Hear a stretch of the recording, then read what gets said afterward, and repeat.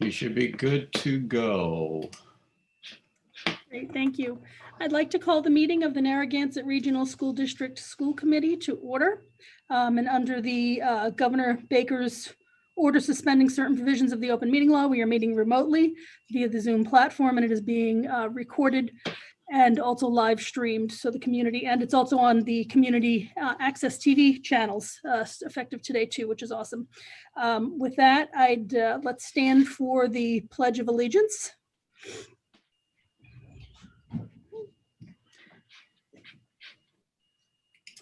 I pledge allegiance to the flag of the United States of America and to the republic, for which it stands, one nation, under God, indivisible, liberty, and justice for all. Okay, thank you everyone for coming. As I already mentioned, this meeting is being live streamed and recorded by Templeton Community TV, so I send out my thanks to TCTV for making that happen. It is also being provided on our 2 cable TV channels live as it is happening, so that's something new for us, and I think it's a wonderful addition to allowing the community the ability to access our meetings live as we are having them. For the record, I'm going to read who is in attendance for the school committee. I have Jeffrey Marks, who may not be on screen. He doesn't have his video rolling, but he is here. Mrs. Robichaud, Mrs. Kojal, Mrs. Chartier, and myself, Mrs. Hughes. I do expect to have another couple members join in shortly.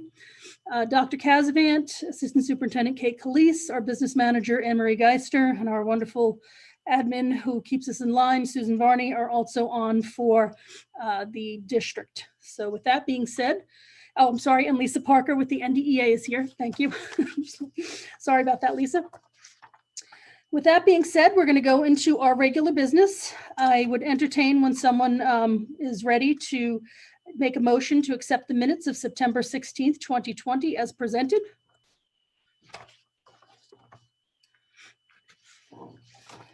So moved. I have a motion by Mrs. Kojal. Do I have a second? Second. And that was by, I'm sorry, was that Mrs. Robichaud? Yes, okay, sorry. I looked away. Okay, does anybody have any questions, comments, or concerns about the minutes? Seeing none, we'll do a roll call vote. So if the school committee can unmute themselves. Mr. Marks? Yes. Mrs. Robichaud? Yes. Mrs. Kojal?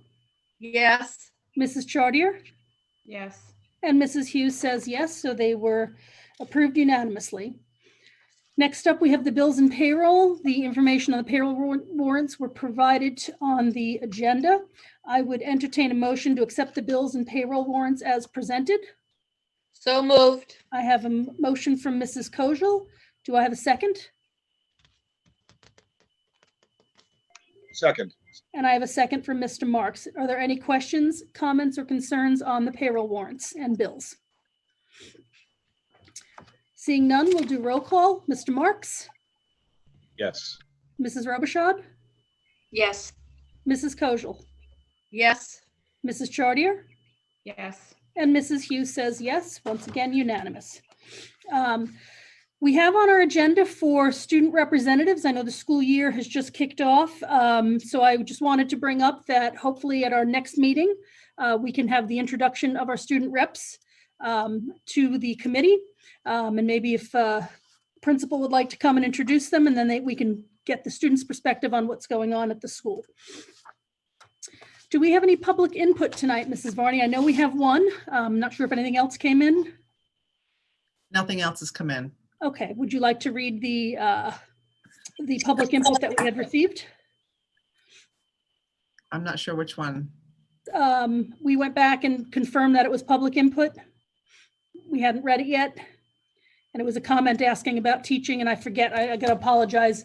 Let me just find out.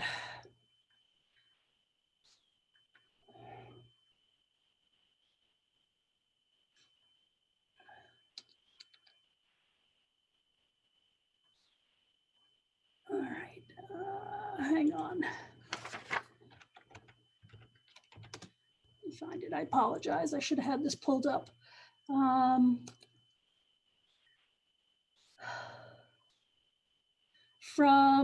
It was dated October 1st.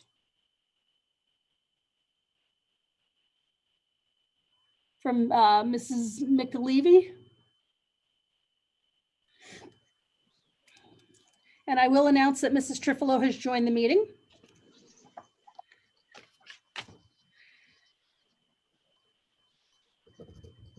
Oop, you're on mute, Susan.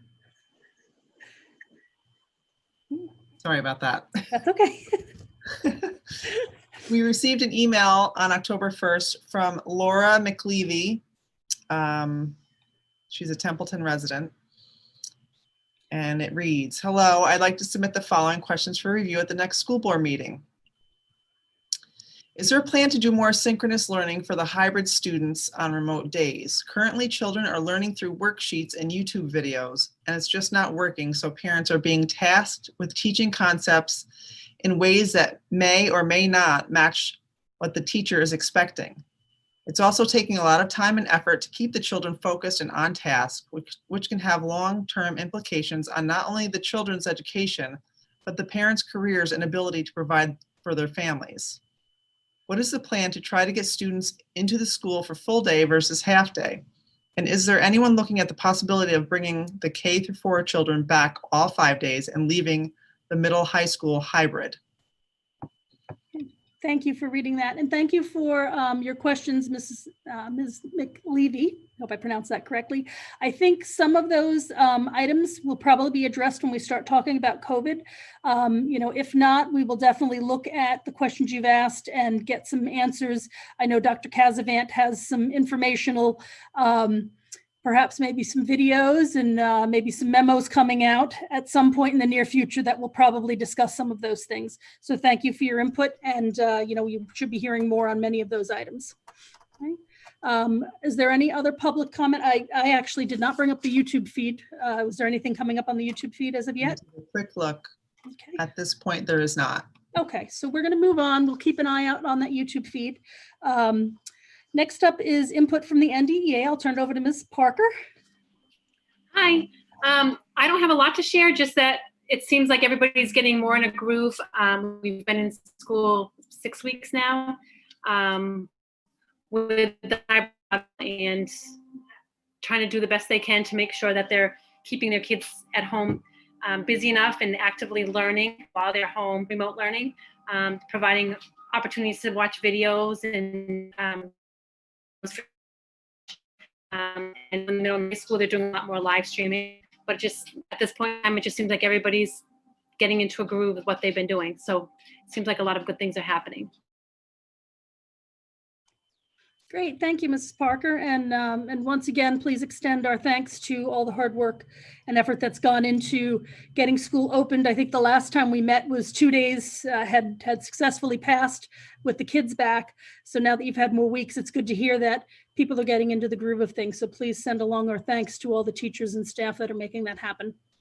And it's great to see kids, and I'm telling you, even at the elementary level, the kindergartners right up, they're so good about wearing their masks, and it's very rarely do you ever have to tell a child to pull up their mask. I think we forget more than they do. They're doing amazing. That's great to hear, because I know that was one of the concerns up front. So it's good that everyone is complying with the masks and just doing everything that they need to keep everybody safe. Great. Anyone have any questions or comments that they'd like to share with Ms. Parker and the NDEA? Nope, I don't think so at this point. I do want to announce that Mr. Mason has joined the meeting. I have the time at around 5:11. So he is now on board for the school committee as well. Okay, next up, the FY21 budget status update. I'm going to turn it over to Dr. Casavant. Phillipston had a special town meeting. He can talk a little bit about that. And I will just add my own comments on the state budget front. There was a big Ways and Means hearing today where FY21 still doesn't look that bright, which I don't think any of us expected anyway. The governor, I believe I heard, had issued another extension of his budget through the end of November because we don't anticipate having any final numbers before then.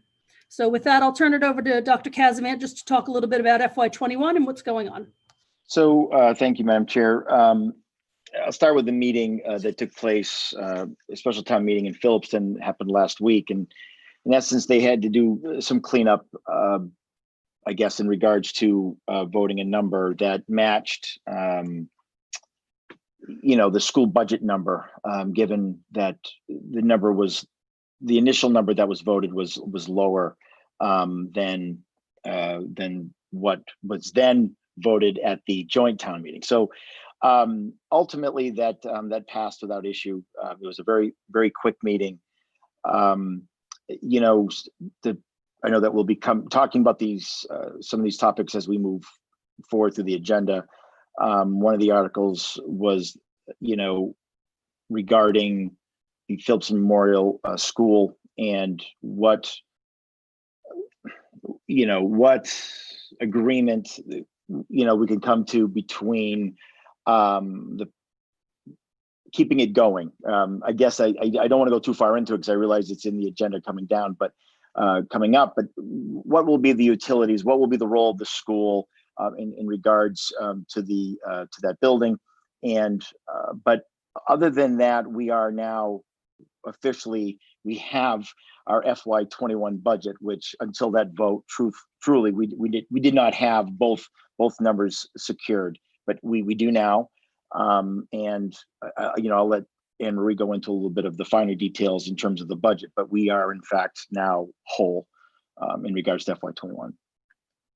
Great. That was a very nice segue to Ms. Geister, since she's next up for the business manager's report. Would you like to give us a quick update on where we are and what you might see as any potential areas we need to focus on? Sure. As far as the reports, the budget is passed, which is good, makes life a lot easier. One less thing to keep track of. Our salaries are all encumbered. Most of our utilities are all encumbered. So it gives us a pretty good picture of where we stand going forward with the money that's on the bottom line. That's basically after our obligations are met, that's where we are looking to have for like the supply expenses and the different things that we need that we don't anticipate. I can tell you right now, special ed tuition, if you looked at the reports, you can see is in the red already. I was just informed that this week that we had another student come in that is not budgeted for. Our circuit breaker and our IDEA grant, those monies are already spoken for with tuitions. So for the new one that comes in, I mean, it will be prorated at this point in time, but it's just going to go against the general fund, and we will see how far we get before we have to start moving monies from somewhere else to cover that before the end of the year. That's really the big thing. The grants are all applied for. It's the reopening grant, which ends December 31st. That money is just about all spent. It's pretty much all the PPE, the cleaning, all of that invoice type items have already happened, and we're just finalizing paying those bills. There was a couple salaries in there, and those have been, by the time December 31st comes around, that money will be completely expended as well.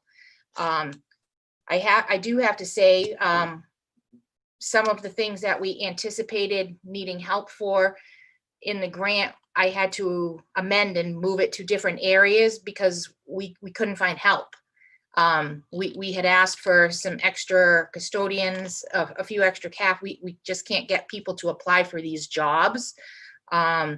We do have subs, but not very many. We have enough to do what we're doing, but there's not a lot of room for error if someone is out sick. So anyone that's listening, if you're interested in subbing, we're always looking to add to our sub list. Great, thank you. Does anyone have any questions for Ms. Geister at this point? I think you've kind of addressed the ones that stuck out to me as I looked through these. Does anybody else have any questions? I know that it's still early, but it does sound like we have some items that we need to keep an eye on. All right, so seeing no further questions on that, we'll move on to the next topic, which is going to be a COVID-19 update. And I'm going to turn it over to Dr. Casavan to start this update. I think we may need to take a vote on something, and you could just toss it back when we're ready to do that. Sure. So, I had put a quick list together of items to talk about, but that's just what came to the top of my head. So whatever else you need to include, please do. Thank you, Madam Chair. So I will, I'll start off with transportation. We, unless certainly I'll defer to Anne Marie if I've missed something, but transportation seems to be going very smoothly at this point in time from our perspective. Those typical bumps and scheduling, issues have long been, ironed out, and we're running very smoothly. I think one of the better ideas that came up, we drop off and we pick up in the back parking lot, the central office parking lot. No one parks back there because the buses need such a wide berth to turn. And I think that, moving forward, not that we could, I don't know how long we could sustain not parking in the back parking lot, but I will say that it's really done a fantastic job with the traffic and what usually is a tough morning commute, at least right in front of the middle high school. So that has gone very, very well. I'm trying to, what I'm looking at is, I think school lunch I'm going to leave to the very end. I'm going to start with, I guess I'll go to athletics. So our athletics program, our seasons have gone very well. I think that I'd be lying if I said that I wasn't, a little apprehensive, just given just sports in general and the close contact, etc. But knock on wood, it is run very, very well. The pod of communities that we play, which are Ash West, Quabbin, Murdoch, Gardner, and Fitchburg, constant communication, and we, the kids are playing, and I think that has been the best part of it. Following all the procedures, we have badges, and only a certain amount of people can be in certain locations, and we have COVID monitors, and so it was a lot of work, but certainly worth it. And so athletics has gone very, very well. And as we transition into what could be fall 2,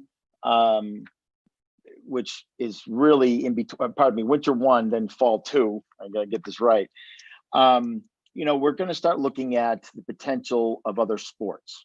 So right now we have out of season football practice allowed to be starting up here pretty soon. The conversation is going to quickly turn to basketball, cheerleading, ice hockey, etc. And I know that the MIAA and of course the athletic directors are really trying to figure out if it's feasible or not. I think that depending on who you talk to, everyone is trying very hard to get sports to happen. Football in February and March doesn't sound exciting to me, but if you want to play, and it's certainly, and if we can do it safely, a 6-game season is better than nothing. I think basketball, quite frankly, seems to be the wild card here. It's an indoor sport, obviously. I don't have a lot to report on. I know that they're working very hard on that. I don't want to say either way because very little guidance has come out, but that would appear to be one of the sports that could pose an issue, just being indoors, and of course sweat, and it's just almost impossible to keep from making contact. So I think that'll be for me, it'll be interesting to watch. One of the things I'd like to, I guess we'll start with this, but I'd like the school committee to consider is that I held off on charging athletic fees overall because, well, one, the sports seasons look very, very different. They are certainly truncated. They're not as long.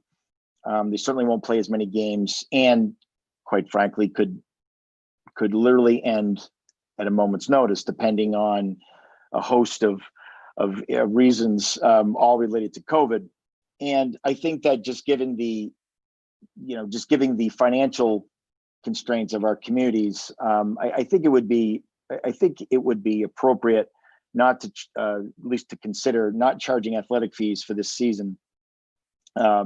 Many of the other districts have already, have done that already, for all the same reasons, quite frankly. Now we live off of our, those funds, as athletic revolving does support our athletics to quite an extent. Although we probably will not see as high of a cost to our athletics program, just given the fact that we won't be traveling to as many different places, transportation, and we may not have as many games, depending. So how it'll balance out, I don't know, because I would need the end. I would need the end result to see. Certainly, it's money that we would miss. Certainly, we're not going to take a gate, seeing that we can only have so many so many parents or members of the players' families come in at one time. But I would ask the committee to consider that, just given the fact that I really have no idea how the sports season will look like, and it's very hard to return money once the district receives it, quite frankly. So Dr. Casavant, are you recommending that we suspend the athletic fees for FY21, or are we going to look at it season by season? I think we should do it season by season, because if I'm a positive thinker and we have our full array of spring sports and everything is just fantastic, I think that'd be something to consider. So I think it makes it easier at this point just to consider it for this season. So it'd be, this current season, which is fall 1 and winter 1. So based on the recommendation from Dr. Casavant, I would entertain a motion then to suspend the collection of athletic fees for the this fall season and the winter 1 season. And if we get a motion in a second, then we can have some discussion around that. Do I have a motion? So moved. I have a motion by Mr. Mason. Do I have a second? Second. And I have a second by Mrs. Chartier. Questions, comments from the school committee on this? Okay, seeing none, we will go ahead and do a roll call vote. And the motion was to suspend the collection, waive, I guess, the collection of the athletic fees for fall and winter 1. Mr. Marks?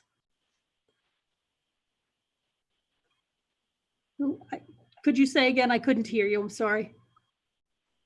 I don't know. You're. He's giving me a thumbs up. Mrs. Robichaud.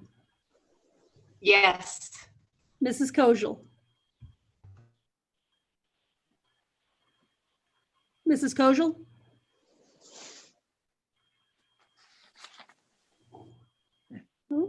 I'll come back. Mrs. Chartier. Yes. Mrs. Trifilo. Yes. Mr. Mason. Aye. I'm going to go back. Mrs. Kojal, can you hear me? Yes. Okay. And My Mrs. internet's going crazy, so sorry. That's okay. So Mrs. Hughes says yes. So that was a unanimous decision of the school committee to go ahead and waive those athletic fees.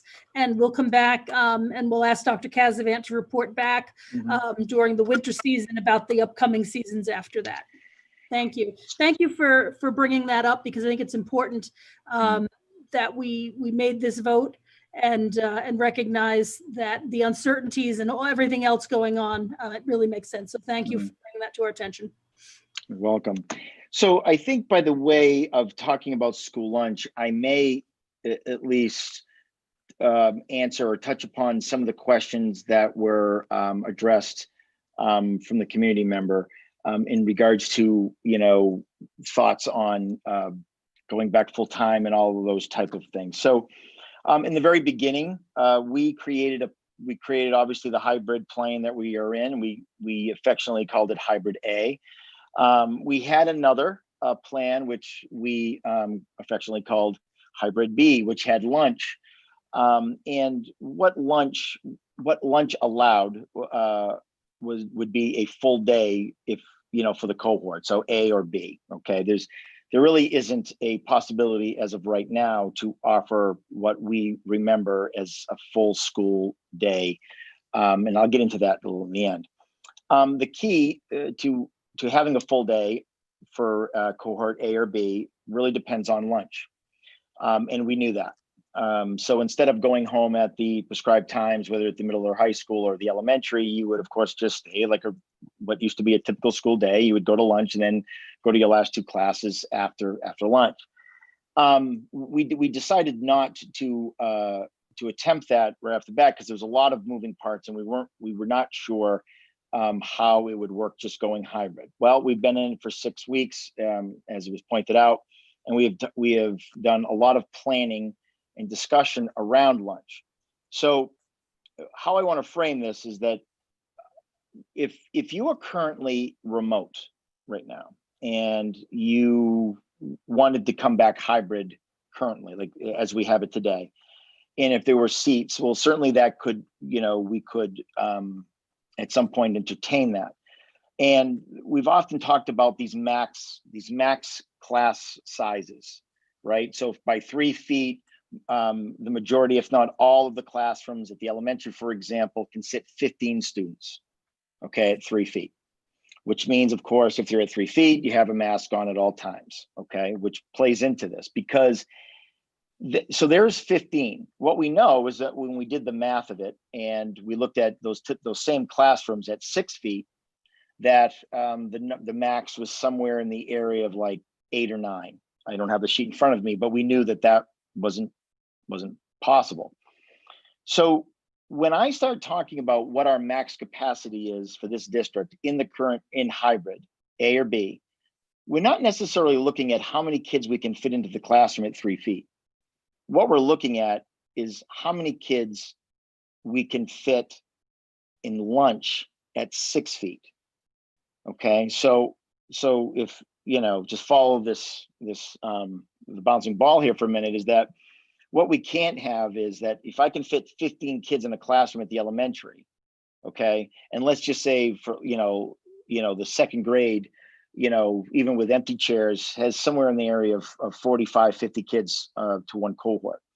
Well, or like for A, well, that may very well be over the max that I can fit into lunch because I have to now spread them out at 6 feet because in order to eat, you have to take your mask off. Okay. And so it becomes a really not really fun math problem. And so what we quickly figured out a while ago, obviously, is that people are going to simply say, oh my God, there's a seat there. Why can't my child, join Mrs. Smith's class because I know that there are 3 seats available. Well, there may be seats in the classroom, but if we go to lunch, well, I may not be able to fill those 3 seats because I only have a max capacity that I can fit into the space of the cafeteria and gym. So in both of these situations, whether I be at the high school or at the middle school, the elementary or the high school, middle school, we are absolutely using the gyms in order to be able to do this. For example, so there's no other way to spread, students out at the appropriate spacing without using some of the gym space. So of course that enters a whole other type of, question and what do you do with PE? But as of right now, we're just going to stay with the lunch issue or the lunch conundrum, math problem, really. So in order to do this, it takes a lot of planning. We have done that. So mechanically, we have created a schedule or we've created a plan that mechanically works for both buildings in terms of lunch. We've done that. We know that, for example, and I'm hopeful that my numbers are correct. I don't have it in front of me, but we can fit 77 in the large calf and 66, kids in the gym area of the middle high school. All right, at 6 feet by 6 feet. What that requires though is everything we do now is staff intensive times. It seems like 10. right? Because we seem to need more staff than, and thankfully, and we were going to get into the, as Anne Marie pointed out, we've been posting a lot of these different positions because we need like monitors and people to bring kids to bathrooms because they have to stay at the 6 feet, and we need cafeteria monitors and work, all of these type of positions, because we just need more because of the way we have to transition and all of the different requirements. So where we're at right this minute is that we have a schedule or a plan that mechanically works. What we're trying to figure out is how do we staff it? Because that seems to be the next hurdle. Who will monitor lunches? Well, that seems to be fairly simple. But who will do all the other type of things? Because again, we're utilizing far more staff to supervise kids, but they're with those kids, and we just don't have the flexibility that we would have if this was just, I guess, what we used to consider a typical school year. We'd have anywhere between 200 kids in a lunchroom, right? Plenty of times between both caps at the middle of high school, we had over that with 4, 5, 6 staff, and some of the things we just cannot do that we've done before, given our constraints. So to answer one of those questions, are we considering it? We've considered it from the beginning. The best that we can do right now, and I'm going to say that it really is because of keeping everyone safe, but it's really the 3 to 6 foot, requirement that we all have to follow. That is really slowing, us just doing it, because it becomes a scheduling issue. There's a lot of issues with it. So we know that we mechanically can do it. We're trying to figure out the staffing. How do you deliver lunches to X amount of kids in X amount of time without that's the other thing. We can't do lines. We just don't have the physical setup to line up kids 6 feet or 3 feet if they have a mask down hallways, because we have kids who are then transitioning into other areas of the building, especially at the elementary level. So we're working on that. And I'm going to pause because I have to imagine that there's some question or, some comments about what I've just said. Anyone on the committee have any questions or comments for Dr. Kazavant? No, looks like you are good to move to continue. Okay. So the short of it is that that we've picked a time, in space on the calendar to say this is where we would like to start lunches. In the middle of November would be somewhere in that area, but there's a lot that we still need to figure out in terms of staffing. So we're working hard on that.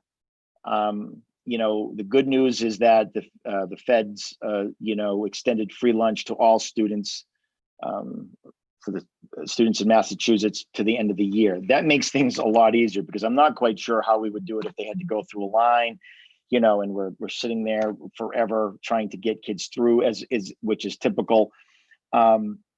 And remember, we have teachers coming in early to accept kids the minute they get off the bus or the minute they get out of the car, so that, creates a situation in which that's a duty already. And so we're trying to work that out. And quite frankly, there is, concern or consideration that when you have, pick a number, 50, 60 kids in one large space, what does that mean when you have 50 kids with no masks on, of course, facing in the same direction, 6 feet apart? What does that do? What effect that has? We have communities around us that have had lunch since the beginning, and we've checked with them, and they have the same precautions that we have put into place. So, we're still trying to work through some of those logistics, but our plan is to provide lunch, with then at least have your children who are in the cohort A or B, at least full days, 2 days out of the week. So with that, I guess, the instructional update, so if I receive, 10 emails with questions or concerns. And you know, we've had a pretty low number of those, but they always start out the same way, which is fantastic, right? Is that we understand that everyone's trying as hard as they can, but geez, this is what's bothering. This is what I would like to see, you know, changed, or this is what my issue is. And so a lot of it is really surrounded about, you know, the technology, the gap of just not understanding the technology in the depth that one would need if you are assisting your child or children.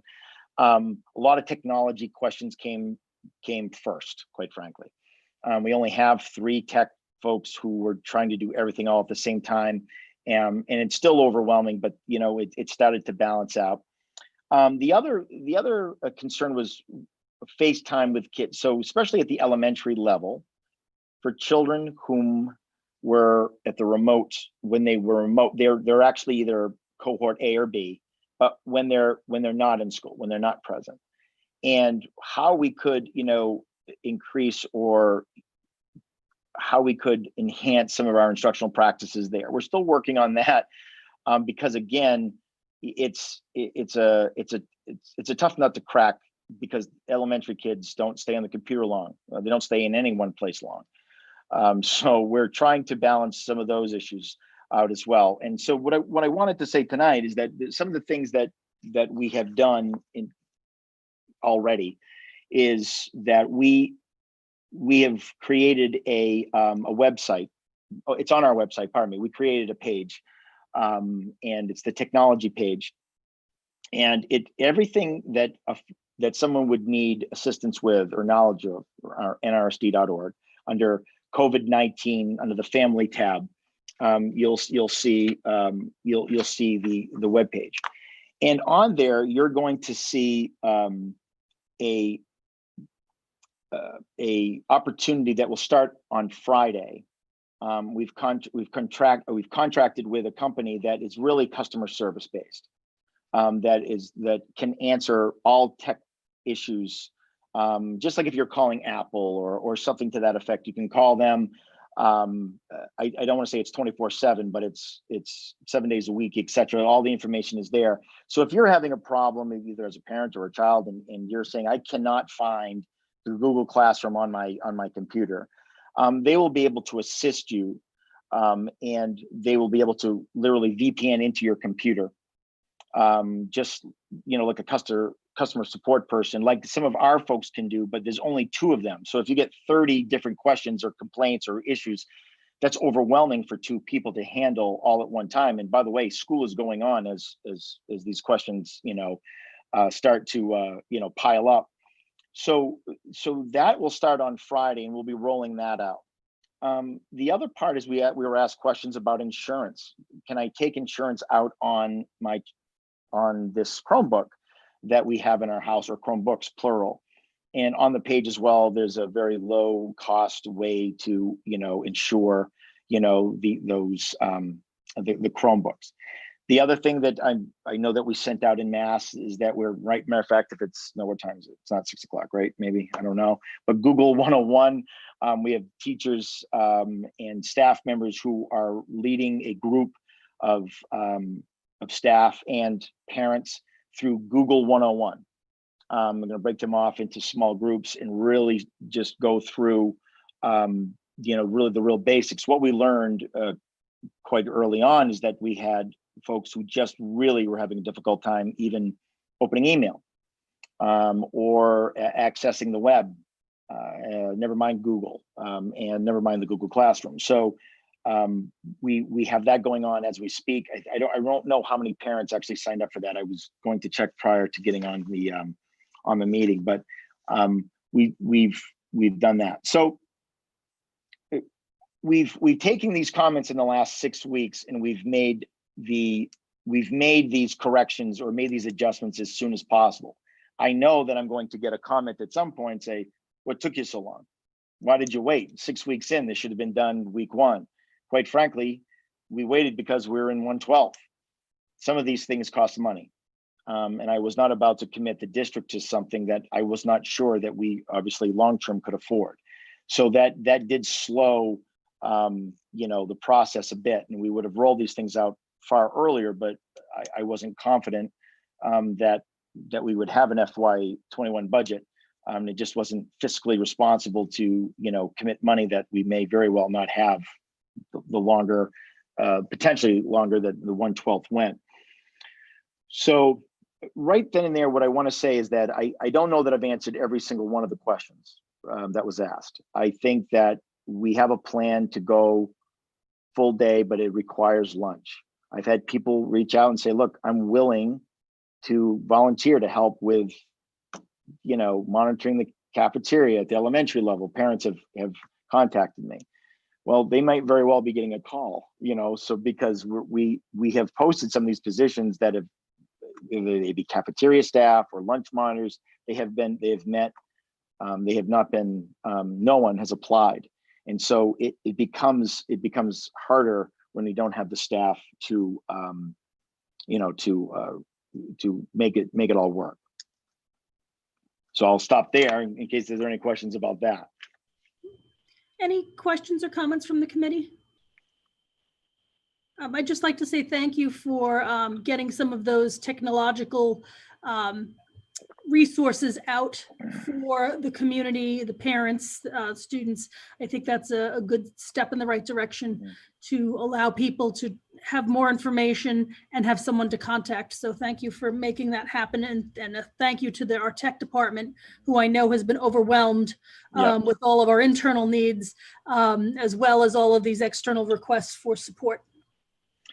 Absolutely, and they've done a tremendous amount of work. The customer service piece to this will take a lot off their plate, so that way they can focus on some of the infrastructure issues or needs as we move forward. Mrs. Trifilo?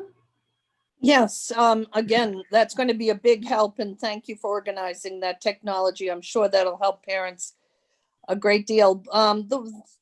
The question I think that wasn't answered was in the parent's letter, she was having conceptual problems with the student understanding online.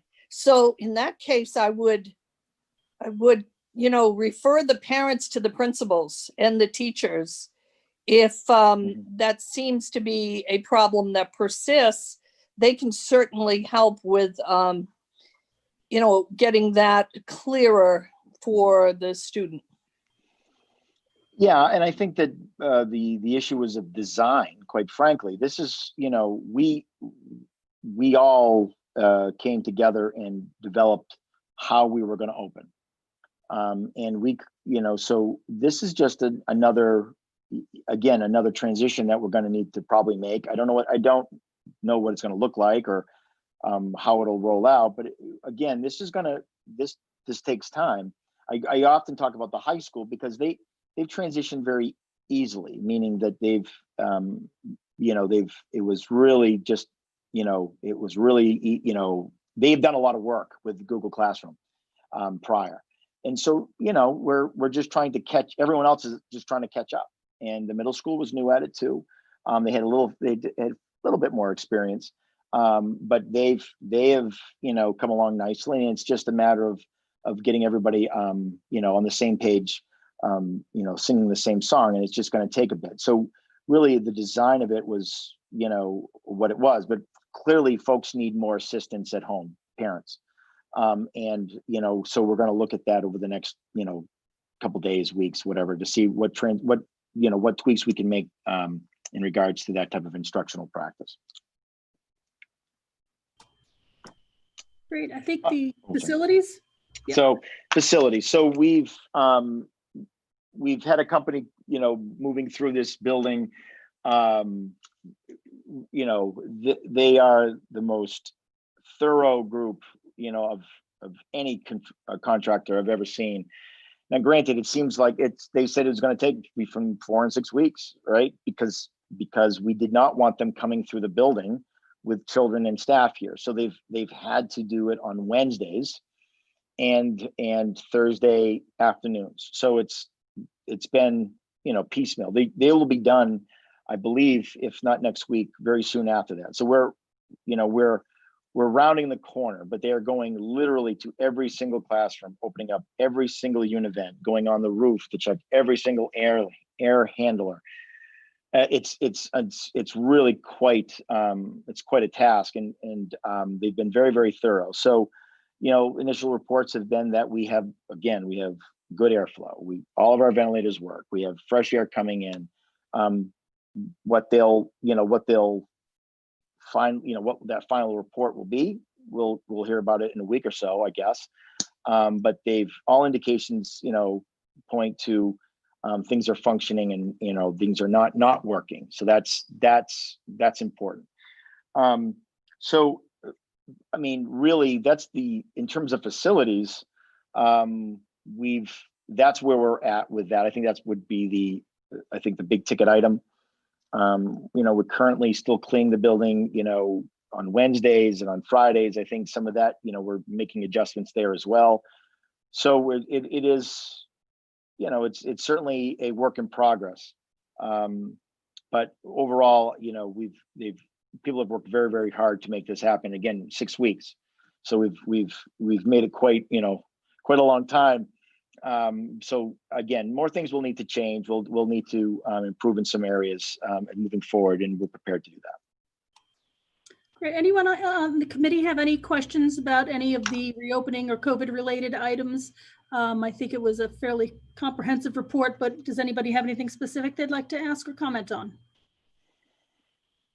Okay, seeing none, again, just extending our thanks to yourself, Dr. Casavant, and your team, and everybody who's made this happen. It has not been easy. As a parent, I see from both sides what the students are going through as well. So we appreciate all of the focus that continues to happen every day, and getting all of these things in place to make this hybrid situation better, looking at lunches, et cetera, et cetera. So thank you. Okay, so next up on the agenda is the Phillipston Memorial School Building. I'm going to turn it over to Dr. Casavant just to talk a little bit and set the stage for where we're going with the building and a recommendation on what we would need to do. Yeah, so I think that if I were to piggyback from the opening comments about the meeting, one of the articles, I think it was the second article in the special town meeting, was talking about entering into, I'm going to use the word negotiation, but certainly having a conversation with the school committee about what happens next, quite frankly. I think that what we know is that it's winter's coming, joke intended, pun intended, I should say. But what do we do about the utilities? What is the district's obligation to keep the building from freezing? Let's put it that way. Or what part does Phillipston own? What part does the district own? Does the district own any of it? I think that's really the bigger conversation. In terms of the need of the building, we've talked a lot about this. Obviously, last year, and beginning of this year, I don't know that we have an immediate need for the building. People have asked, and we've had meetings, and I was at the select meeting in Phillipston, and we talked about a lot of different things about what the needs were. I think that this committee needs to, when I say make a decision, I don't think that there's much of a decision to be made at this point. We just are not large enough, nor are we going to have the funding in order to operate that building, or the staff that actually really what it requires to run that building. In terms of DESE, we've in essence taken it off our rolls. Phillipston doesn't exist when we try talking about MCAS, or when you look at the district page, maybe it does that if they haven't updated it yet. But we don't indicate that we have 2 elementary schools right now, because we had to do that, just because they would have been looking for accountability information from that. If there are no kids physically in the building, you can't use that. we've already discussed what the MSBA has, said about this, and some of the things that we've had to that needed to be addressed there. So I think what the committee is really, I guess, was deciding tonight is, it's Phillipston's building for sure. Is this committee prepared to keep this building? Are we willing to keep paying the utilities? And if the answer to that is yes, but for what? I think I'm talking about the short term, of course. I'm talking about the short term, but I'm also talking about the long term as well. And I think that's what's before the committee tonight. Hopefully that's, I've been succinct enough, but I think really truthfully, that's the question at hand. Thank you. So I think what the discussion of the committee needs to be is, right now we do lease the building from the town of Phillipston. And the question becomes, should we turn the building back over to the town by voting effective as of, whatever date, that we would no longer be keeping the lease with the town for the building. I'm going to add just some of my own comments, because I know that, there's a gym that gets used for many things. Phillipston utilizes space for an emergency site if they needed. I know during the ice storm, we had people staying there. So there's a lot of things that the town needs to begin to start considering. So in my mind, are we doing the town a disservice by not giving it back to them, knowing that we don't have an immediate need for the building, and we would keep it, I'm assuming, at a temperature low enough to not high enough, I should say, not to freeze pipes, et cetera, et cetera. So it seems to me that that is the discussion that the committee needs to have and then vote on. And I'm going to turn it over to the committee for anyone who would like to offer some comments or even make a motion to some effect.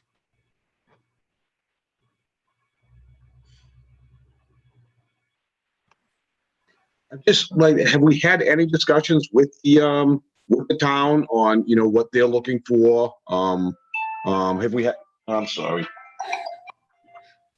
Yeah, have we had any discussions with them? Have we gone back and forth on what they might need, or the future plans, anything like that? I just wondered, should we have a discussion with them? We had one of the selectmen reach out to us today, and we really couldn't have a thorough conversation because this meeting needed to, of course, take place. I think that willing to engage in that conversation, that's what that's what the bulk of the conversation was at the special town meeting, was to discuss, the parameters of turning the building over. Like, what does that mean? Is it lock, stock, and barrel? Here you go. The school committee walks away completely and entirely. Do we keep the heat? Do we split the? I think that when I said the word negotiation, it's about having a conversation about what the district feels is its obligation to the town of Phillipston and to the building itself. Ms. Hughes is absolutely right that they still use the gym. Our kids use the gym. So when I say our kids, they are, right? We, Boy Scouts, Girl Scouts, whatever it may be, so whether or not that's our responsibility to keep the building open for that, I think that's part of the conversation. I know that we still have the alarm system on there. Rick, poor Rick, receives phone calls, at 3 o'clock in the morning if the alarm, if the wind blows the wrong way, and if he doesn't get it, I get it. So we're still kind of, we're still in this custodial status. So those things, certainly we need to change, because we can't keep responding to these situations in which we have nothing in the building, but certainly are doing, just out of the, just in order to be fair. So I'm saying these are just one of many, nuances that we're going to have to talk about. So, but Ms. Pratt came over today, but it was hard to have the conversation without, of course, the committee speaking first. Mr. Mason, I saw that you had unmuted. Did you want to add anything? Oh, well, I think maybe we should give them, I'm in favor of turning it back to the town so they can use it. And maybe, give a date, like a couple months notice, January 1st, something like that, to give them notice and time to come up with a date or do what they have to do. So just a thought. Do I have any other comments? And then I would just ask Mr. Mason, if there aren't any, would you like to propose a motion relative to your comments? I guess I do have a question. If, let's just say at this point, if somebody's in the building, which, I mean, I know that there have been people in the building, I drive by it regularly. I know that people are, there. Do we have liability if somebody was to get hurt? Because technically we're still leasing the building? It's one of my concerns. And now again, yes, it's a town building, right? So the building is owned by, the town of Phillipston, but we are, I use the word custodial, the custodial agent of the building. It's still technically, probably not just technically, it's still, under the auspice of the Narragansett Regional School District. In a lot of ways, we didn't budget for a full, for all the utilities, because that wasn't part of the plan. And we had to, again, just to get to the number that we could. So, so those are the kind of things that, but yes, that's why they keep calling us, Vicky. So when the alarms go off, they're, for example, if the wind blows wrong, they're calling Rick Moulton, because that's whom the alarms are, they're in the district's name. So we are responsible to keep going down there. We just can't say, but yeah, I would imagine there'd be a question. Not just liability, but also like the responsibility. I mean, Rick shouldn't be having to get phone calls at whatever time that, the wind blew and the doors open or whatever. Right. I mean, right. Yeah. I understand. And I'm assuming that, did Phillipston, I don't know if they budgeted money for the building. They voted an amount of money. What's that? They voted an amount of money in, and please excuse if I got this wrong, right? But they voted an amount of money in preparation as if they had to alone on their, keep the building, from freezing. Let's put it that, to cover the basic utilities. Okay. And it was, was stated that if that, not all of it was used because there was some type of agreement, then, that those, not all the monies would be used that was voted and allocated to that. So, which left then, of course, the opportunity or the room to discuss, I guess, what we're discussing here now, or maybe later with the town of Phillipston, but, kind of almost the succession plan, right? Handing it over. What does it mean? I mean, I don't know. And I wasn't at the meeting last week. I was out of town. So I'm not, totally familiar with what was budgeted, but that being said, I don't have a problem working with them when it comes to the oil, or whether, we take on another month or so. But I think the responsibility of the building should be given back to the town as soon as possible.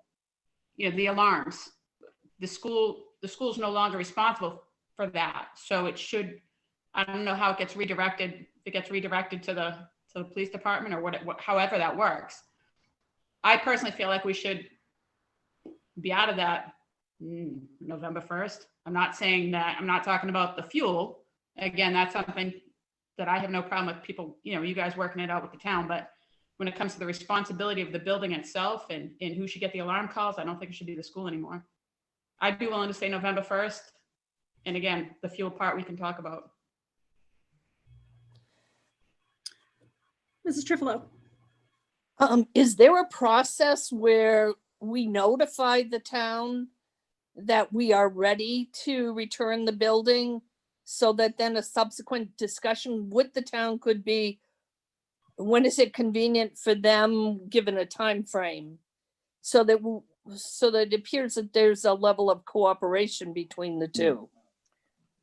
I think that's what the lease would speak to, and which no one could find. I mean, quite frankly, no one, and we're not even sure if there was a lease, because many of these situations did not, require a lease, so to speak. I'm not saying that's how it was here, but when you talk to other districts, there was no actual lease.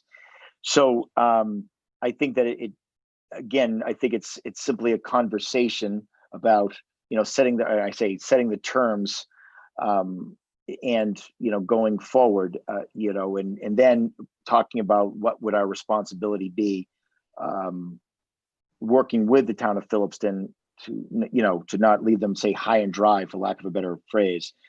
I think the alarm, which is tied to the phone system, which, is I mean, Anne Marie could speak to this. It's a process. I mean, it's got to run its course. It's not like you just call up and say, we're done.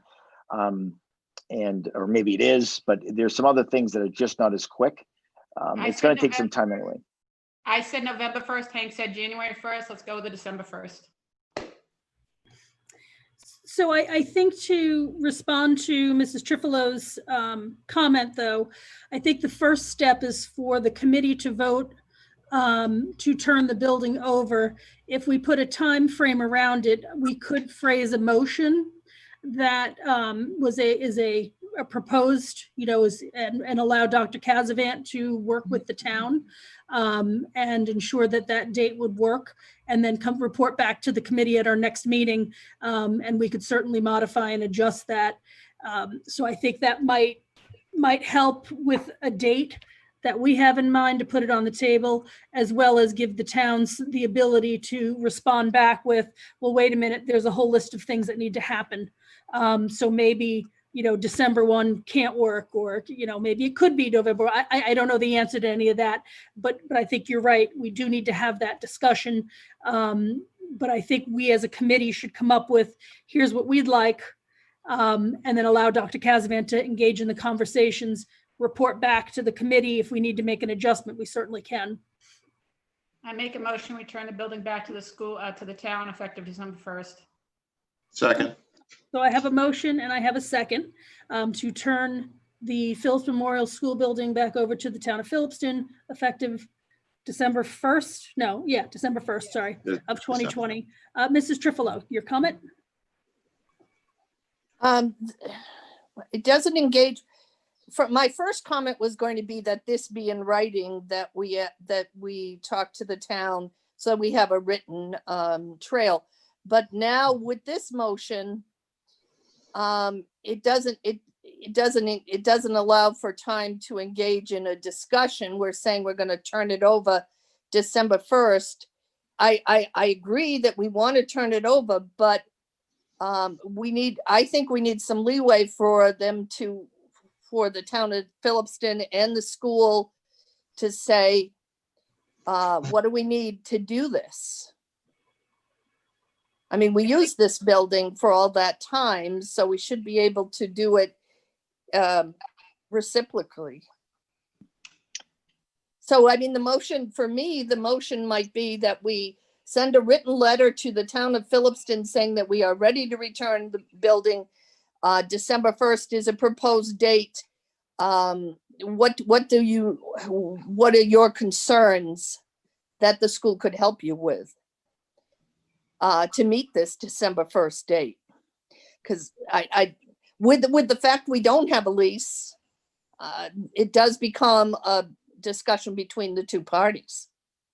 I understand what you're saying, Rhiannon. I do think that we have concerns though too, as far as when it comes to liability of people being in the building.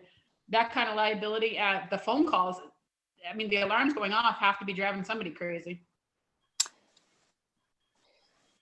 I think it is. I understand what you're saying, and I agree we need to work with the town. I just think that I think that we have concerns as well. So that should be addressed in whatever written letter we put out there. And that can be, Madam Chair, that can be in the motion, and it doesn't defer the date, but it gives them an option to not have this as a unilateral statement, that we have some give and take with what they need to do. But yes, we have to protect the school from the liability. That's why we want to keep a date sooner than later. So do I have an amended motion on the floor then? And to have a written communication with the town of Phillipston to return the Phillipston Memorial Elementary School building back to the town of Phillipston, effective December 1st. And with the district working with the town of Phillipston to ensure a smooth transition. So moved. Okay, so that would be an amended motion. Do I have a second on that amended motion? Second. And I do have a second. Mrs. Chartier, since it's an amendment to your motion, does that satisfy? Are you okay with that? And it does. And just to clarify, I did start off by saying I could understand working with them with the fuel and everything. I have no problem working with the town. I just think the responsibility of the actual building needs to go back to the town. I have no problem working with them to pay the fuel and that kind of stuff. The responsibility concerns me. Mm. So that's fine. Margaret, can I just ask one question too? So Chris, just regarding the liability, and I know that Shadia said something about go by people, seeing people occupying the building. Since we vacated it, has it changed? Do we still know when people are in the building? Are we allowing people in the building? I mean, how is that working? I don't know. Well, Is it different than what it was when we were in the building? So if to be honest, what we do know, because the cameras still work, the alarm system still works. We know that folks have access either through the locks box, key, etc. Maybe they don't know the combination, meaning the code, the alarm code. So it'll sound, or maybe it does. I don't know. So we do know.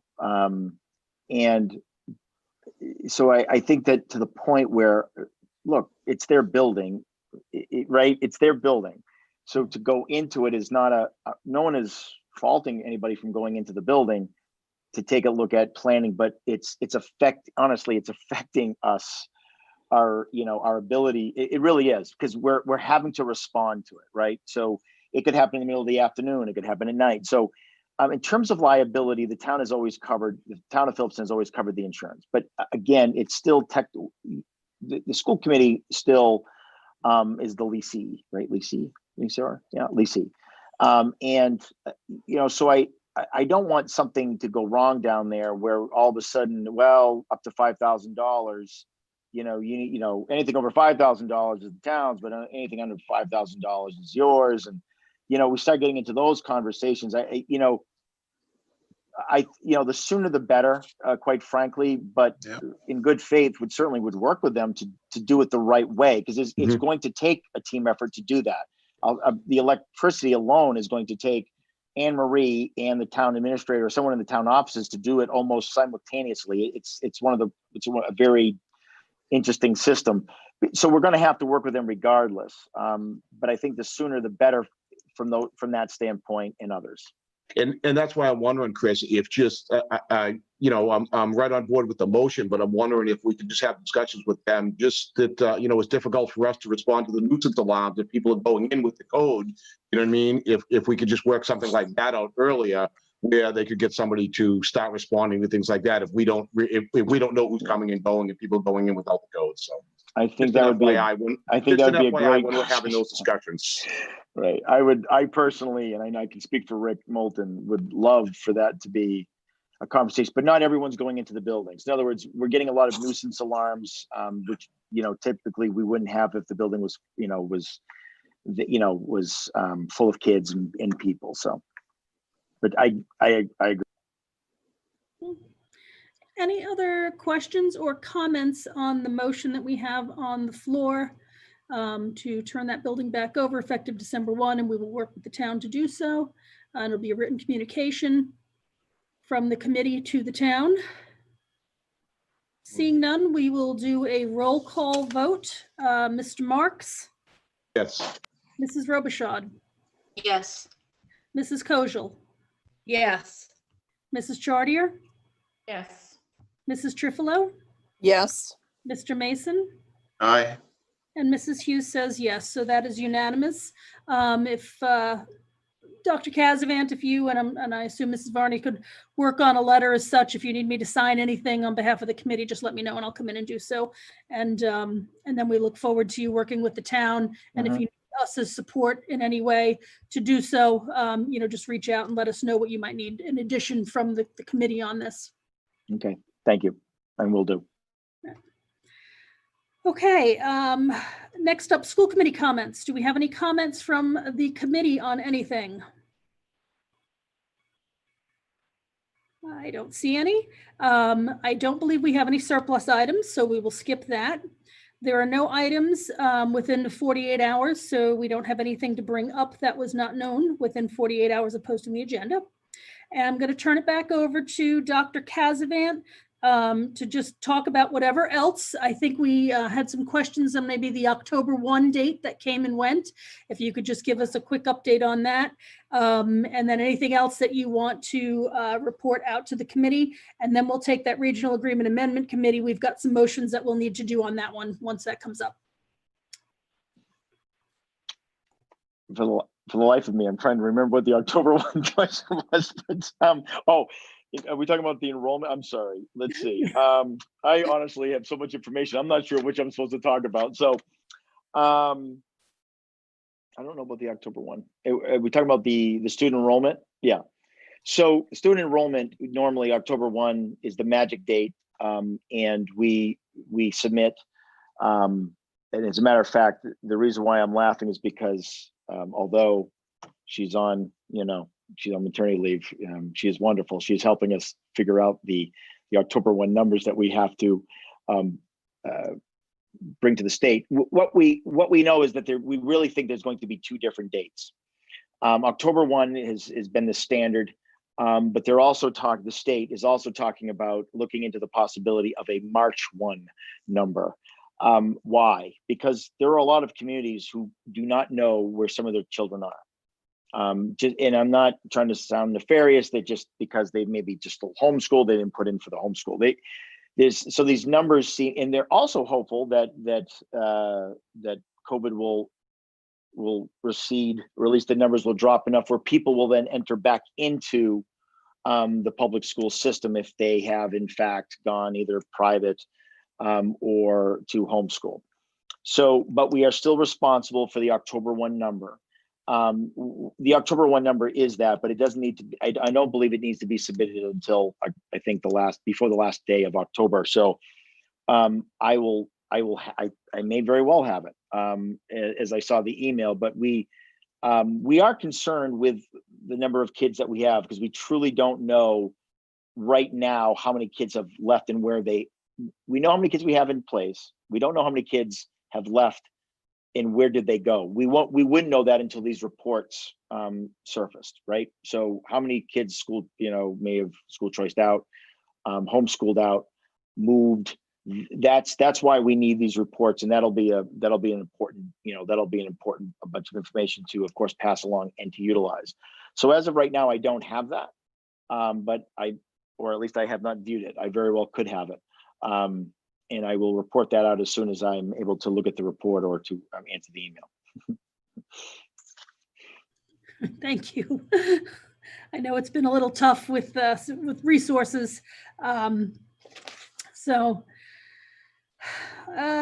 see. I think one of the things that we'd like to get along with the enrollment number, and I don't know if you've had an opportunity to get to this yet, is we usually get a staffing report with who's new and whatnot. And I know with everything that's been happening, it has not been as static as perhaps it has been in past years.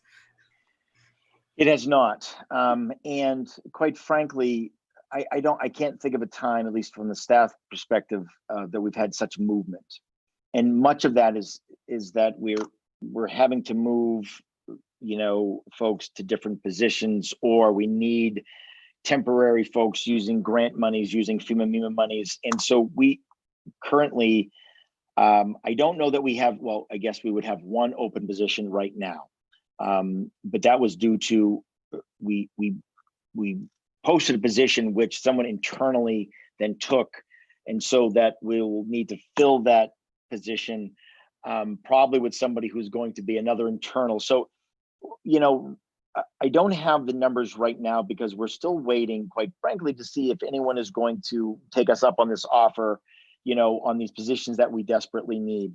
What I'd like to do, and I think that, it's all coming back to me now, thank you, because I lost it for a minute about exactly what I was supposed to talk about. But what I'd like to do is push that off to next month, because what I'd like to compare that with the student enrollment numbers, which I'm telling you that I'm actually looking at.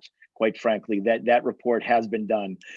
So I'd like to use that as a juxtaposition to the number of students that we have, because I think these temporary positions that we have are not real positions. And I'm going to need to, and we might need one more quote unquote temporary position, especially in the remote area. And I'd like to have some time to figure that out first before I kind of give I'll call it my final, but certainly the staffing report. Okay, so we'll put If that that's on the okay. agenda for next month, that we'll look at the October 1 numbers and the staffing reports. Hopefully, our next meeting may be in person. Yeah. And if we've got some new folks, I know we have some new administrators that maybe we might even be able to bring them in to introduce to the community and put some faces to names, since we do have several new staff members that it would be good to not just for the committee, but for the community to see. I've warned them that the next month is that they will be paraded in front of the school committee and the communities. Right. So the last item that is under superintendent report, and unless you have some burning desire to take over, I'd be happy to. We really have what I saw as 3 motions that the committee needs to do regarding the Regional Agreement Amendment Committee. Just to bring everybody back up to speed, the letters were sent to each of the towns asking for representatives. And now we have names from each of the towns. What we do need to do is to assign 2 members from this committee, one from Phillipston, one from Templeton, to work to be on the Regional Agreement Amendment Committee. But in order to make that happen, we actually need to motion to create the Regional Agreement Amendment Committee, because it is a standing committee underneath the school committee's purview. All of the meetings that will be held are open meetings, and they will be posted. There'll be minutes. They will be viewable by the public. I believe that the beginning meetings will probably be Zoom. So there's a lot of housekeeping things that we still have to iron out, but it is an actual committee underneath the school committee. So the first thing I'd like to do is entertain a motion to create and recognize that Regional Agreement Amendment Committee as a subcommittee of the school committee. So moved. I have a motion by Mrs. Kojal. Do I have a second? Second. And I have a second by Mr. Mason. Are there any questions or comments on that? Seeing none, we'll do a roll call vote. Mr. Marks? You're muted. Yes. Mrs. Robichaud? Yes. Mrs. Kojal? Yes. Mrs. Chartier? Yes. Mrs. Trifilo? Yes. Mr. Mason? Aye. And Mrs. Hughes says yes. So it's unanimous. We've now created this official subcommittee called the Regional Agreement Amendment Committee to function underneath the school committee. The second step we need to do is to appoint 2 members from our body to represent the school committee. I'm going to look to Phillipston first, because I think we have someone who volunteered. So I believe Mr. Marks, if that is true, just tell me yes, and we can motion to make that happen. That is true. Okay, so I would entertain a motion to appoint Mr. Marks as the Phillipston representative on the of the school committee on the Regional Agreement Amendment Committee. So moved.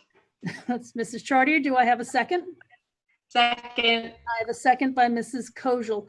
Any questions or comments other than saying thank you, Jeff, for agreeing to be on the committee? Seeing none, we'll do a roll call. Mr. Marks? Oop, you're muted. Yes. Yes. Mrs. Sorry, Robichaud? I was on another screen. I'm sorry. That's okay. Mrs. Robichaud? Yes. Mrs. Kojal? Yes. Mrs. Chartier? Yes. Mrs. Trifilo? Yes. Mr. Mason? Aye. And Mrs. Hughes says yes. So Mr. Marks will be the Phillipston representative. I did send an email out asking for anyone who had interest in serving on this committee from the Templeton side. I didn't see any conversation that included me back on that. Do I have a volunteer, I want to say tribute, a volunteer to serve on the committee, sorry. Because we do need someone.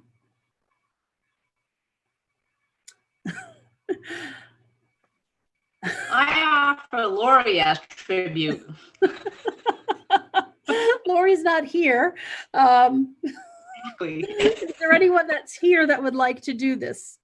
I will say, from what I understand, the time commitment will be mostly Zoom meetings, I believe, in the beginning, just because we're bringing in people from the outside that will help facilitate the meetings, plus it's a larger community meeting. So there shouldn't be travel, if any, to come out. So is there anyone that I can ask to volunteer? So with that being said, I need someone to make a motion to nominate someone then. I'll do it. Okay, so I have a volunteer. I would entertain a motion that we appoint Mr. Mason as the Templeton representative to the Regional Agreement Amendment Committee. So moved. Thank you, Hank. I have a motion from Mrs. Trifilo. Do I have a second? Second. And I have a second from Mrs. Kojal. Any questions or comments other than a big thank you to Mr. Mason for volunteering? Okay, we'll do roll call. Mr. Marks? Aye. Mrs. Robichaud? Yes, thank you. Mrs. Kojal? Yes, thank you. Mrs. Chartier? Yes. Mrs. Trifilo? Yes, thank you. Mr. Mason? I guess. And Mrs. Hughes says yes, so that was unanimous. So I thank both Hank and Jeff for stepping up to be on this committee. The last motion is just one of recognition. The memo that was sent out to both towns asked for a list of representatives from each of the towns to serve on the committee. So I would just entertain a motion to recognize the following members from Templeton and Phillipston to the Regional Agreement Amendment Committee. And those members would be Templeton. There's 2 at-large community members, Sheila Taylor and Katrina Bowmill, and I'm going to apologize if I get any names pronounced wrong. From the Board of Selectmen in Templeton, Tim Toth, and Jeff Bennett is the alternate. The Advisory Committee in Templeton is Amy Guthrie. And then there's also the town administrator, and I believe they've appointed Carter Tarazzini to be involved in the committee from Templeton. On the Phillipston side, the 2 community members at large would be Christine Bennett and James Buzzell. From the Board of Selectmen, Gerhard Fandryer, and from the Finance Committee, Linda Ellis, and Kevin Flynn, who is the Chief Administrative Officer in the town of Phillipston. So that is the motion, just to recognize those members participating from the towns. So I would entertain a motion to do that. So moved. I have a motion from Mrs. Trifilo. Do I have a second? Second. And I have a second from Mr. Mason. Any questions or comments? Seeing none, we'll do a roll call. Mr. Marks? Yes. Mrs. Robichaud? Yes. Mrs. Kojal? Yes. Mrs. Chartier? Yes. Mrs. Trifilo? Yes. Mr. Mason? Aye. And Mrs. Hughes says yes. So we have officially created the committee, appointed our 2 school committee members, recognized the other members of the committee. So Dr. Casavant, I know that you've already got on your docket to work with the facilitators from the Mars organization to set up our housekeeping needs, such as posting meetings and whatnot, and also reaching out to the committee to get a meeting set. So that should be, more information should be coming shortly to all those members. I would just like to personally thank everyone from both towns and this committee for volunteering their time. This is something that's very important, that helps set the tone for the district and tells us how we operate. So I want to thank everybody for stepping up and agreeing to be on this committee. So thank you. All right, next up, we have curriculum instruction update from Ms. Calise. If you've got anything that you'd like to report on, I know you gave us a nice update last month on, I think it was the STARS, was it STARS program? Yes. So the floor is yours. I would just like to say two quick things. One is that our STAR assessment for the beginning of year has been progressing very nicely, K to 12.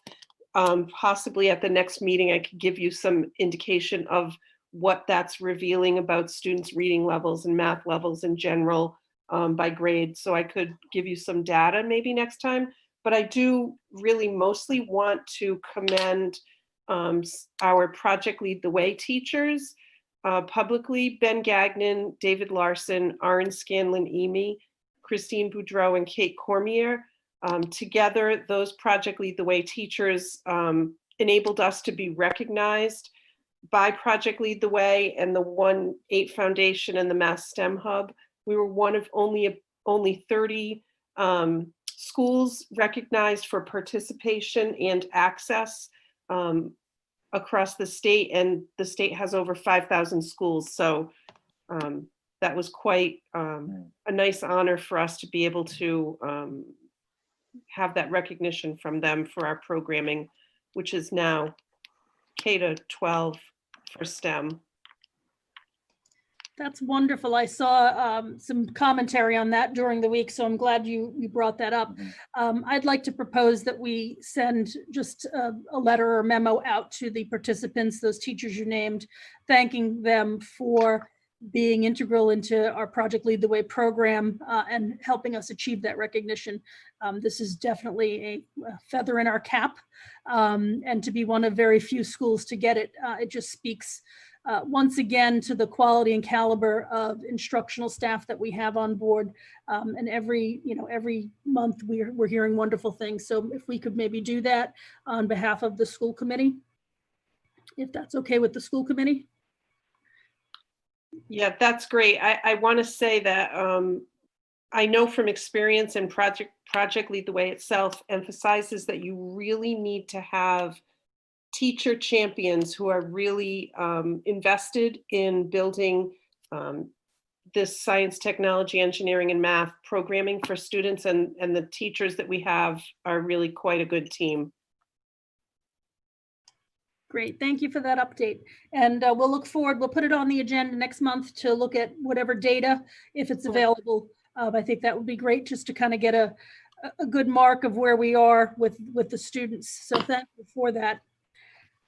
Next up, our subcommittee reports. I don't think, I'm going to look real quick to each of the chairs of the committees. Mrs. Trifolo, I think we've covered everything on academic and administrative. I see she's nodding yes. Finance, Mr. Mason, I don't know if you want to offer any words. We did meet. I really haven't got started yet, but Okay. more will be coming. But we're meeting. Yes. Facilities, I think I might have seen, is there a meeting for tomorrow or something? All night, yeah. Yep. So we'll hear more next, next meeting about that.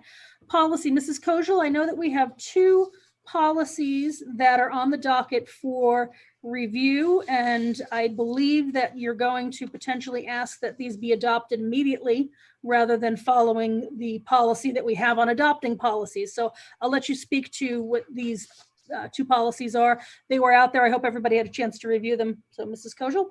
Okay, the first one is it's EBC-S, and it's support services. This is a 3-page document which gives the superintendent power to change things as needed concerning COVID related issues. I'm hoping everybody read that. And the second one is JLCB, and this is the immunization of students. It's very short, so I will read it. Students entering school for the first time, whether at kindergarten or through transfer from another school system, will be required to present a physician's certificate attesting to immunization against communicable diseases as may be specified from time to time by the Department of Public Health. The only exception to these requirements will be made on receipt of a written statement from a doctor that immunization would not be in the best interest of the child, or by the student's parent or guardian stating that vaccination or immunization is contrary to the religious beliefs of the student or parent guardian. And there's a note, due to the COVID-19 pandemic, the Commonwealth of Massachusetts has updated the Massachusetts school immunization requirements to include a documented seasonal dose of the influenza vaccine. This requirement will remain in effect until rescinded by the governor. And I would like both of those policies, a motion for both of those policies to be passed this evening and forego the first and second readings, please. So there's a request for a motion to adopt both EBC-S and JLCB immediately this evening, foregoing the first and second reading process. Do we have a motion? Did you hear me? I have a motion by Mr. Mason. Do we have a second? Was I heard? Yes, Second. you were, and I have a second by Mrs. Trifilo. She just seconded. Any questions or comments on these two policies? Seeing none, we'll do a roll call vote. Mr. Marks, Yes. Mrs. Robichaud, Yes. Mrs. Kojal, Mrs. Kojal? Okay, we seem to have lost her. I see she's still on the screen. I'm going to go on Mrs. Chartier, Yes. Mrs. Trifilo, Yes. Mr. Mason, Aye. Mrs. Hughes says yes, and we'll try one more time, Mrs. Kojal. I think her internet may be out, but we do have a majority. I can't hear. So we do have a majority, so. Yes. Okay, she does say yes, so it was unanimous. Thank you. Yes. So those two policies will be put in place immediately, and we'll get them posted. Yes. Okay, Deb. Yeah. Thank you. Thank you, Mrs. Kojal, for reading those. Sorry. That's okay. Yeah. Long-term planning, Mrs. Mattson isn't here. We did meet with long-term planning. We're just continuing discussions. We talked a little bit about the Regional Agreement Amendment Committee and shared services, but there's really been no movement on that. The Templeton Elementary School Building Committee, do we have any updates? Okay, nope, none there. And then obviously the PMES Building Committee has no updates as of yet either. There is no correspondence for this evening. We do have our next meeting scheduled for Wednesday, November 4th. We have that on the calendar in case there's anything that comes up that is time sensitive and needs to be addressed prior to our regular meeting, which would be, let me look at my calendar, my apologies, which would be the 18th of November. We'll assess by the end of next week, we'll assess whether we need the meeting on the 4th. And if we don't, then we will cancel that meeting. I know that we're working with some MOUs and some other things that may be time sensitive, but we'll let everybody know by the end of next week whether or not the meeting for the 4th will go on as scheduled. So with that being said, we do need to go into executive session this evening. And we will be coming out of executive session. So I would entertain a motion per MGL Chapter 30A, Section 21A, for reason number 3, to discuss strategy with respect to collective bargaining or litigation with the NDEA and/or UFCW if an open meeting may have detrimental effect on the bargaining or litigating position of the public body and the chair so declares. Again, this meeting will return into open session immediately following. Do I have a motion? So moved. I have a motion by Mr. Marks. Do I have a second? Second. And I have a second by Mr. Mason. Let's do roll call. Mr. Marks, Yes. Mrs. Robichaud, Yes. Mrs. Kojal, Yes. Mrs. Chartier, Yes. Mrs. Trifilo, Yes. Mr. Mason, Aye. And Mrs. Hughes says yes. So we will be sent off to our meeting room and we will return into public session as soon as we are done. So I thank everyone for hanging in with us as so far this evening, and we will be back.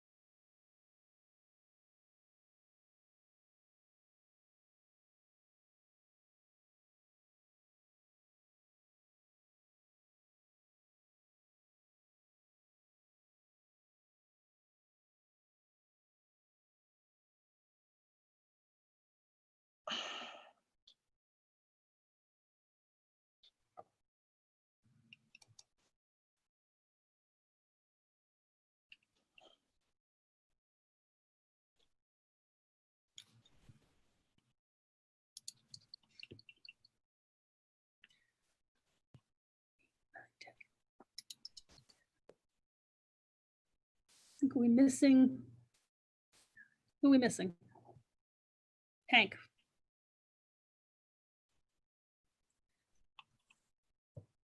We'll just wait a moment for Mr. Mason to, there he is. Okay, so I'm going to call the meeting of the Narragansett Regional School District back into open session.